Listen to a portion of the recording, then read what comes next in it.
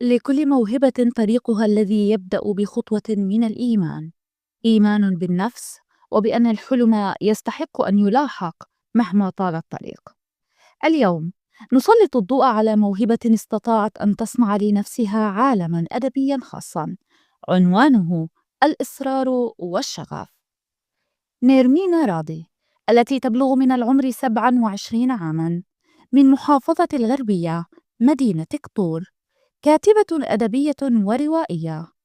بدأت رحلتها الأدبية عام 2008 عندما حصلت على المركز الأول على مستوى الإدارة التعليمية، وكانت تلك الشرارة التي أطلقت مسيرتها في عالم الأدب.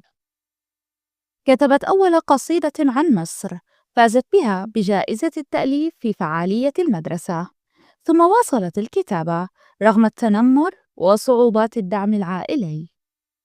وفي الجامعة وجدت الدعم من صديقتها منار التي شجعتها على مواصلة الكتابة، حتى فازت قصتها سحر درغام في مسابقة أدبية عربية، ونشرت ضمن كتاب أنياب شيطانية.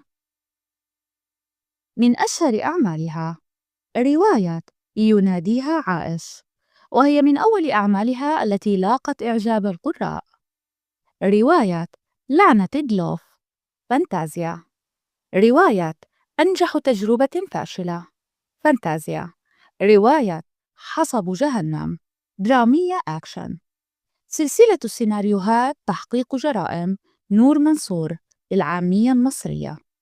ولديها أيضاً بعض النصوص والخواطر والمقالات المنشورة إلكترونياً.